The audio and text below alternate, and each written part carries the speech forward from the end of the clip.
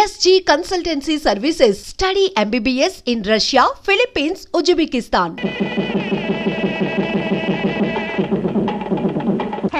సీత అనుకున్న సాధించావే. మమ్మల్ని పెళ్లికి పిలవలేదని మాత్రం కోపంగా ఉంది. సారీ ఫ్రెండ్స్, ఆయన రోజుకు 2-3 దేశాలు తిరిగే మనిషి. హఠాత్తుగా కొద్దిగా టైం దొరికితే వెంటనే పెళ్లి జరిగిపోవాలన్నారు. దాంతో హడావిడిగా జరిగిపోయింది. ఏది ఏమైతేనే నువ్వు అనుకున్న సాధించావే. That is Sita. స్వయంవరం పెట్టాను, కోటీశ్వరుడి చేత తాళి కట్టించుకున్నాను, ది గ్రేట్ అనిపించుకున్నాను. ఇలాంటి అందం, ఆస్తి, అంతస్తు, ఇన్ని క్వాలిఫికేషన్స్ ఉన్న అబ్బాయి దొరకడం నిజంగా నీ అదృష్టం. You are very very lucky. Bill తీసుకోండి. హలో వదినా. హలో బాబ్జీ, ఏటిలోచా? ఏం లేదు వదినా, రేపు మా boss Chiranjeevi 100th film release. Function grand గా ఉండాలని చాక్లెట్ కొనడానికి వచ్చాను. ఈయన బాబ్జీ అని మా వారి బ్రదర్. చాలా పెద్ద. వదినా, ఇక్కడ పరిచయం చేసే బదులు మా ఇల్లు పక్కనే హాయిగా కాఫీ టీ తాగుతూ పరిచయం చేయొచ్చుగా. దగ్గర అయితే వెళ్దామే. ఇల్లు చూసినట్టు ఉంటుంది, ఆ టయానికి మీ ఆయన వస్తే మీ ఆయన చూసినట్టు ఉంటుంది. అలాగే పద బాబ్జీ, మన కార్లో వెళదాం ప్లీజ్. అన్ని తీసుకున్నారా?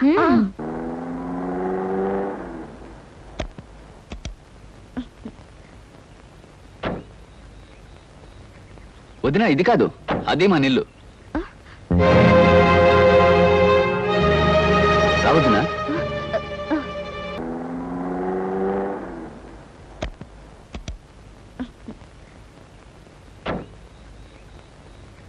వదినా, ఇది కాదు, అదే మా నిల్లు. రావద్దునా? రావద్దునా? Please come. కూర్చోండి. ఇది నిజంగా మీ ఇల్లేనా? అవునదినా, మా ఇల్లే మమతల కోయిల, మా ఇల్లే మమతల పందిరి. రాగానే అలా కూని చేస్తావరా, దర్చుకుంటావా? నాన్నగారు. మీ నాన్నగారా? కథల కుతూహలంలో కాపీ కనిపేశావరా? అమ్మా నువ్వా? ఎంతసేపు అయింది వచ్చి?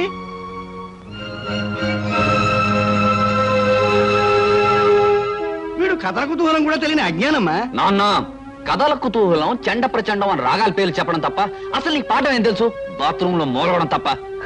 అదేంటి, మీ నాన్నగారు విదేశాల్లో ప్రోగ్రాంలు ఇచ్చే సింగర్ కదా? సింగర్నే మరి. ఎక్కడ విదేశాల్లోనా? వీధి చివరి ప్రోగ్రామ్ ఇస్తే సందాలు వేసుకుని గొంతుకులోంచి స్వరపేటికి తీసేస్తామని వీధిలో వాళ్ళందరూ వార్నింగ్ ఇచ్చేళ్లారు. వీడేనమ్మా ఈ ఇంట్లో నాకు మొదటి శత్రువు. వదినా వదినా, నీకు తెలియదేమో, మొన్న కిటికీ దగ్గర నుంచి పాడుతుంటే పిల్లలు రాళ్ళిచ్చుకొట్టేరి.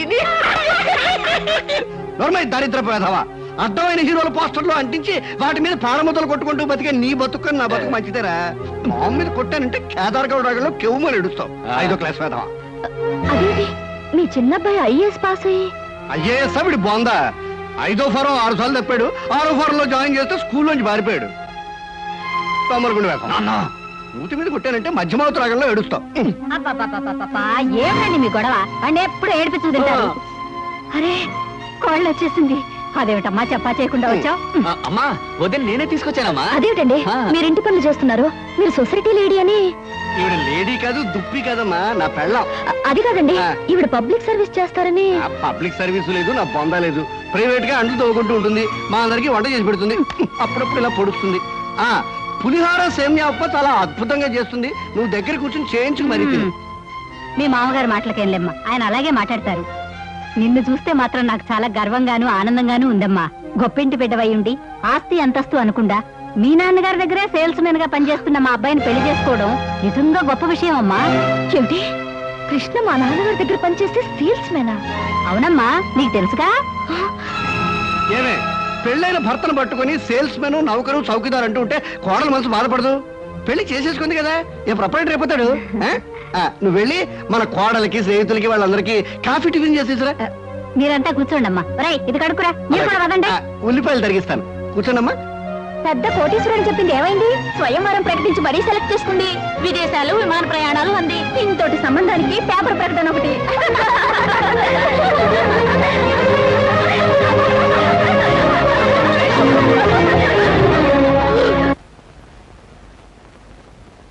మావయ్య, సీతకి నిజం ఎలా చెప్పాలో తెలియడం లేదు, కానీ చెప్పక తప్పని పరిస్థితి వచ్చేసింది. వర్రిగాకయ్యా, నువ్వెవరవో తెలిసినా, ఎంత కోపం వచ్చినా, మెళ్ళో తాళిబట్టు విలువ తెలిసిన ఆడపిల్ల కనుక తప్పనిసరిగా ఒప్పుకుంటుంది.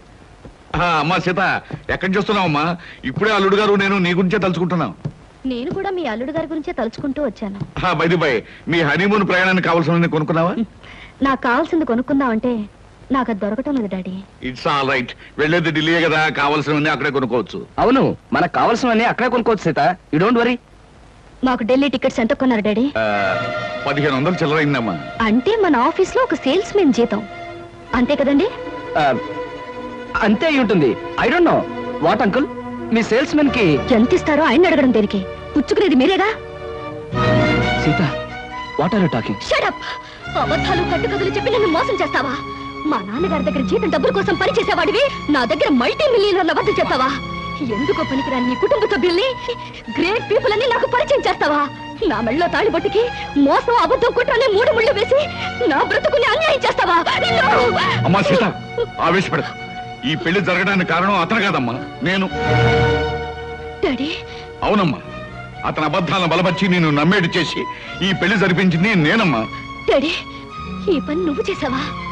ఒక మగవాడు పెళ్లి కాని ఆడపిల్ల ఆస్తి చూసి, అందం చూసి అబద్ధాలతో మోసం చేశాడంటే దానికి అర్థం ఉంది. కానీ ఒక కన్న తండ్రి సొంత కూతుర్ని పరాయి మగాడితో నాటకవాడి పెళ్లి జరిపించాడంటే బహుశా లోకం ఇదే మొదటిసారనుకుంటాను. పసితరం నుంచి అమ్మలేని నన్ను పెంచి పెద్ద చేసి అడిగింది కాదనక, కోరింది లేదనక నన్ను ఇంతదాన్ని చేశా. ఇప్పుడు ఆయనతో కలిసి నాటకవాడి నన్ను ఎందుకు మోసం చేశావు? ఎందుకు మోసం చేశావు డాడీ? మంచి ప్రశ్న వేశావమ్మా, చాలా మంచి ప్రశ్న వేశావు. కానీ ఈ ప్రశ్న అడిగే ముందు జరిగిన విషయాలు ఏమిటో ఒక్కసారి గుర్తు తెచ్చుకో. ఒక ఆడపిల్లకు ఉండవలసిన మర్యాద, సాంప్రదాయం మర్చిపోయి పేపర్లో మొగుడు కోసం ప్రకటనలు వేయించింది నువ్వు. ఆ ప్రకటనలు చూసి వచ్చిన కృష్ణను సెలెక్ట్ చేసుకుంది నువ్వు. అతన్ని మనసారా ప్రేమించి ఇంటికి తీసుకొచ్చి నాకు పరిచయం చేసింది నువ్వు. ఇందులో నా తప్పుందా? కృష్ణను చూశాక ఇంటర్వ్యూ పేరుతో నువ్వు పొరపాటుగా ప్రవర్తించిన, మొగుడు సెలక్షన్ అంటూ పొగరమోతుగా ప్రవర్తించిన, ఓ మంచి మనిషిని ఎంచుకునేటట్టు ఆ భగవంతుడు చేశాడని ఆనందించానమ్మా. అడ్డదారిలో వెళ్ళినా నేను ఆశించినట్టుగా గమ్యానికి చేరుకుంటున్నావని సంబరపడ్డానమ్మా. అందుకే ఈ పెళ్లి జరిపించడానికి నేను కొన్ని అబద్ధాలు చెప్పుంటాను. ఇది ఏ రకంగా తప్పమ్మా? అంటే మోసం చేసి ఆయనతో పాటు సీత, మళ్ళీ మళ్ళీ అతను మోసం అను. పెళ్లికి ముందే నీతో చెప్పాలనుకున్నాడు, కానీ నేనే చెప్పొద్దన్నాను. ఇది తప్పేమోనన్నాడు, కానీ ఇది తప్పనిసరని నేనే ఒప్పించాను. సీత, భగవంతుడు నిన్ను ఏ మోసగాడి చేతిలోనో పడేయకుండా ఒక మంచి మనిషి, మనసున్న మనిషి చేతిలో పెట్టినందుకు నేను సంతోషించానమ్మా. All right daddy, all right. జరిగిన దానికి కారుకురాలి నేనేనంటావు, అన్ని చేసింది నేనేనంటావు. ఆల్ రైట్, ఇప్పుడు కూడా నేను చేయాల్సిందేదో చేస్తాను. సీత, ఏం చేస్తావు? నాకు విడాకులు ఇస్తావా? మంగళసూత్రానికి విలువిచ్చేదాన్ని విడాకులు ఇస్తాను నాన్నను. కాకపోతే ప్రస్తుతం మన హనీమూన్కి వెళ్ళడం లేదా, మీ ఇంటికి ఆలుమగలుగా వెళ్ళబోతున్నా. అక్కడ నేను ఏం చేస్తానో, ఎలా ఉంటానో ముందు ముందు మీకే తెలుస్తుంది. కృష్ణ, ఈ మొండిది తిక్కది మీ ఇంటికి కాపురానికి వచ్చి నిన్ను ఎన్ని కష్టాలు పెడుతుందో, మీ సంసారంలో ఎన్ని కలతలు రేపుతుందో అనే భయంగా ఉందయ్యా. మావయ్య, మీరేం భయపడకండి. జీవితంలో ఎలాంటి ఛాలెంజ్నైనా ఎదుర్కొని విజయం పొందటం నాకు అలవాటే. మీ అమ్మాయి విషయంలో కూడా నేను గెలుస్తాననే నమ్మకం నాకుంది. కాకపోతే ఆనాడు రాముడు సీతను అగ్నిప్రవేశం చేయించాడు. ఈనాడు మీ సీత ఈ రాముడిని అగ్నిప్రవేశం చేయించబోతుంది. ఆ అగ్నికి ఏమాత్రం చెక్కు చెదరకుండా పవిత్రమైన మనిషిగా బయటకొస్తాననే నమ్మకం నాకుంది మావయ్య. డాడీ, నేను అత్తవారింటికి వెళ్తున్నాను. అమ్మ సీత, నిన్ను ఆడంబరంగాను ఆర్భాటంగాను పంపించాలని జరిగిన అబద్ధం పెళ్లికి ఇలా వెళ్ళటమే సరైన పద్ధతి. పదండి. సీత, నీ ఆస్తి అంతస్తు చూసి నిన్ను పెళ్లి చేసుకోలేదు. నువ్వెక్కడి నుంచి ఏమీ తీసుకురావడానికి వీల్లేదు. కట్టుకున్న చీరతోనూ, నేను కట్టిన తాళితోనూ, కట్టుకున్న మొగుడుతోనూ నువ్వు నీ పుట్టింటి నుంచి బయలుదేరి రావాలి. That's all. కమాన్.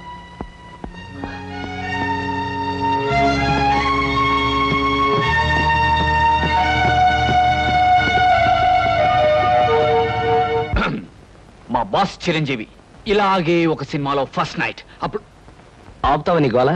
నేను వెళ్ళా? వెళ్ళు. 1 minute.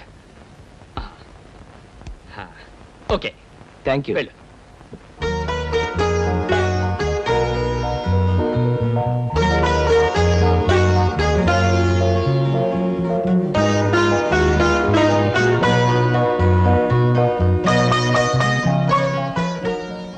Sita,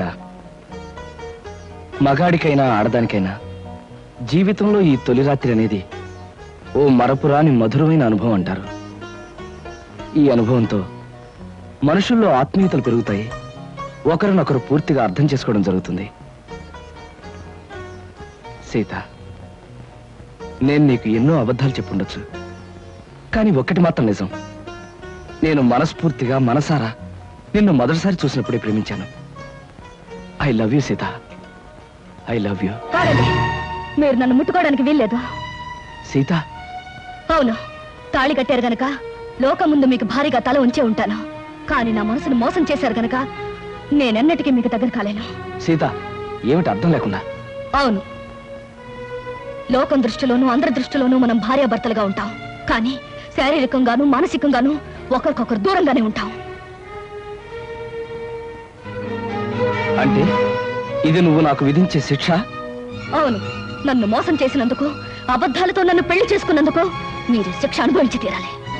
all right Sita, నేను నిన్ను ప్రేమించి పెళ్లి చేసుకుంది పవిత్రమైన భావంతోనే తప్ప కామంతో కోరిక తీర్చుకోవడానికి కాదు. నా మీద మనసు లేని నిన్ను ఎన్నటికీ తాకను.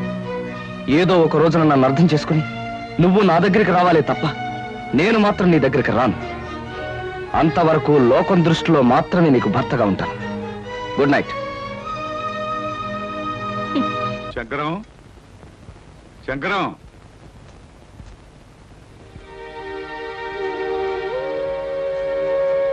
అమ్మా సీత, స్టవ్ మీద వేడి నీళ్ళు ఉన్నాయి, దించేయ్. అలాగే అత్తయ్య.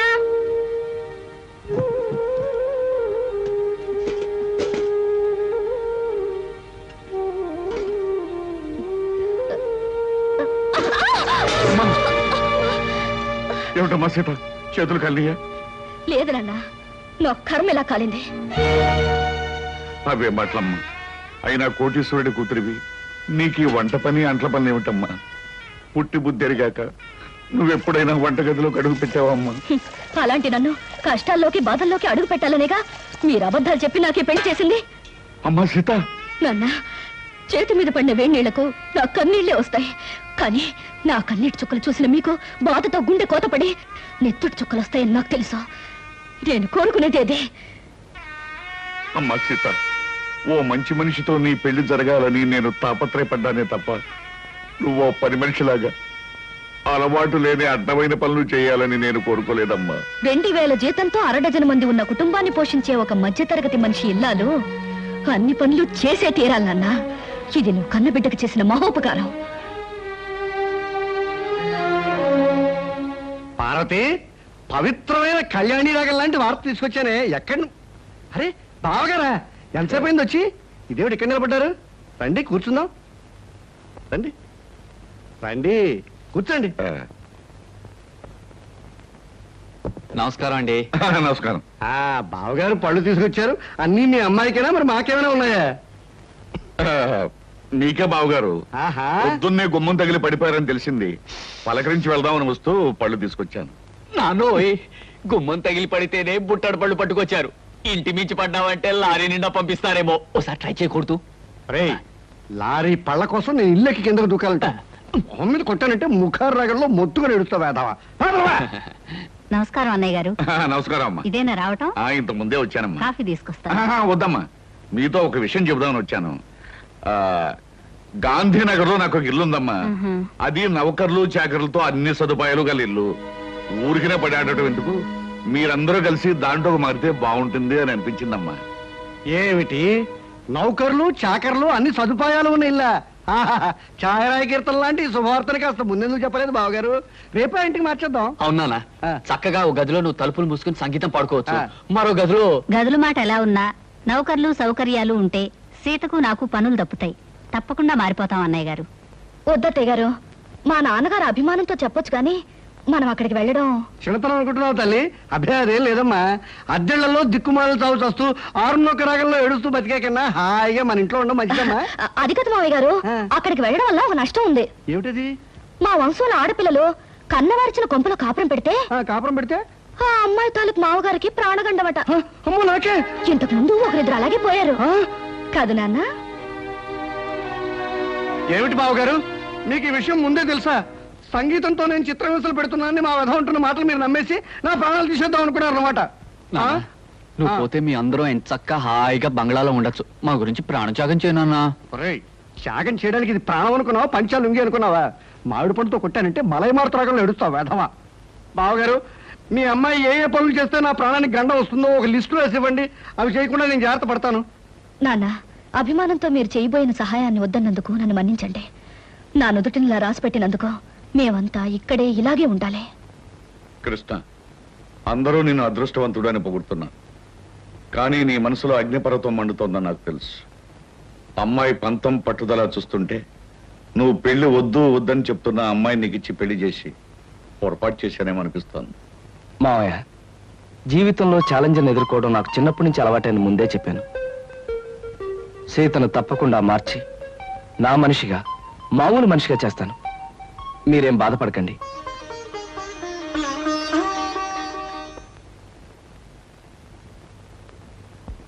ఏమండి, ఇవాళ మన హౌస్ ఓనర్స్ వెడ్డింగ్ డే అట. సాయంకాలం పార్టీకి పిలిచారు. పెళ్లి రోజులు అనేవి ప్రతి జంటకి వస్తుంటాయి. కాకపోతే కొంతమందికి సంతోషమైన రోజు, మరి కొంతమందికి విచారమైన రోజు. సాయంత్రం పార్టీకి వెళ్ళినప్పుడు వాళ్ళకి బహుమతి ఇవ్వాలి. ఈ 500 తీసుకెళ్ళి ఏదైనా కొనుక్కురండి. ఈ నెల ఇంటి ఖర్చులో ఇదొక ఎక్స్ట్రా అన్నమాట. అయినా ఈ మన్మధరావు వెడ్డింగ్ డే చేసుకోకపోతే దేశానికి ఏమైనా నష్టమా? సవ్యంగా పెళ్లి చేసుకున్న వాళ్ళకి వెడ్డింగ్ డే అనేది ఓ పండుగ లాంటిది. 4 గంటలకల్లా పార్టీకి వెళ్ళాలి. ఏదో ఒకటి తీసుకురండి.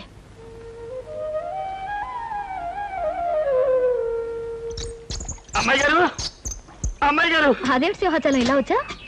ఏం చెప్పమంటారమ్మా? ఇదిగో నా పక్కన ఉన్నాడు చూడండి, ఈడే మా ఇంట్లో ఉన్నారు. మటన్ కొట్టు మస్తాను గారమ్మా. అద్దె డబ్బులు అర్జెంట్ గా కట్టకపోతే మా ఆవిడ్ని, నన్ను, మా పిల్లల్ని కైమా చేసేస్తానంటున్నాడు. అసలే మా పశువుడు చౌ బతుకుల మధ్య ఉన్నాడు. ముందాడికి మందులు ఎంచుకోవడానికి డబ్బులు చూసుకోవాలి, తర్వాత నీ సంగతి అంటే వినిపించుకోవటం లేదమ్మా. అదేమిటయ్యా వస్తాను. అవతల పిల్లాడి ప్రాణం మీదకి వచ్చిందంటే వినకుండా ఏమిటంత మాటలు? మాటలు కాదు అమ్మా, ఖచ్చితంగా వీడిని ఖాళీ చెయ్యి, ఖైమా కొట్టి వీడిని కొంప ఖాళీ చేయించేస్తాను. అమ్మా, వీడికి నచ్చ చెప్పడానికి చూసి ప్రయోజనం లేదు తల్లి. ఇప్పటికే వీడి మనుషులు సామానంతా బయట పారేసి చిందులు దొక్కేస్తూ ఉంటారు.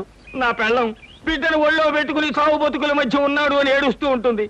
ఏం చెప్పినా వినకపోవడం వీడికి పుట్టుకతో వచ్చిన గుణమమ్మా. డబ్బులు ఇవ్వడం తప్ప మరో దారి లేదు తల్లి, మరో దారి లేదు. నువ్వంత బాధపడకు సింహాచలం. అతను అంత మనసు లేకుండా దుర్మార్గంగా మాట్లాడుతుంటే మనసున్న మనిషి ఎవరు చూస్తూ ఊరుకోలేరు. నీకెంత కావాలి? ఒక 500 అయితే మందుకి అద్దెకి. అయితే ఉండు, తెస్తాను. ఏమే, ఎలా ఉంది మన యాక్టింగ్? బ్రహ్మాండంగా ఉంది. నువ్వు తాగినంత పోయిస్తా గానీ ఆ కోపం చూపులు అలాగే ఉంచు. మీసం తిప్పు, లేకపోతే అమ్మాయి గారు కనిపెట్టేస్తారు. అచ్చా, ఇదిగో సింహాచలం 500. ఇతనికి ఇవ్వాల్సింది ఇచ్చి మీ అబ్బాయికి వైద్యం చేయించు. అమ్మా, వయసులో చిన్నదానివైనా నీ కాళ్ళకి దండం పెడతాను. పదా దరిద్రుడా, లెక్క చూసి నీ డబ్బు నీ మొహాన్ని కొడతాను. వస్తానమ్మా. బాబు, అసలే పసివాడికి ఒళ్ళు బాగుండగా ఏడుతున్నాను.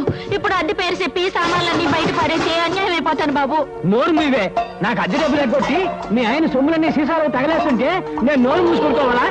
ఈ ఒక్కరోజు గడివే ఉండు బాబు. రేపు మీ డబ్బులు మీకు ఇచ్చేస్తాను. అదేం కుదరదు, ఇప్పుడే ఇచ్చి తీరాలి. కృష్ణ బాబు, కృష్ణ బాబు.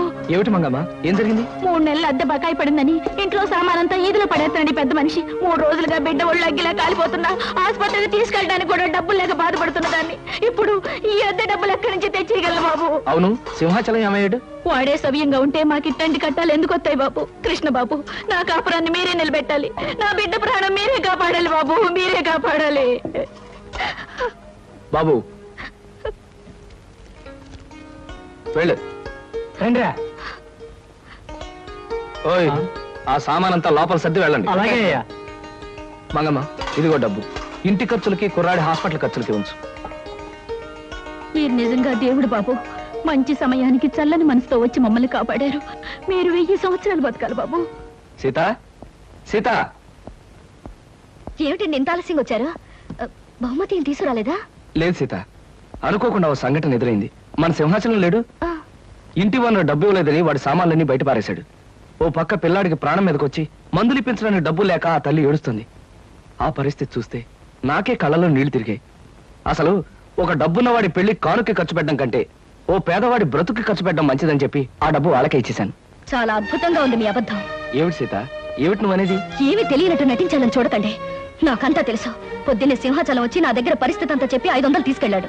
ఆ విషయం తెలియక తమరు తెలివిగా అబద్ధం ఆడాలని చూశారు. అదిగా సీత, నేను చెప్పేది. చెప్పడానికి ఏముంది? అబద్ధం మీద అబద్ధం తప్ప మన పెళ్లి జరిగాక మీరు మారారనుకున్నాను, కానీ ఇప్పుడు అర్థమైంది మీరు మారలేరని. అది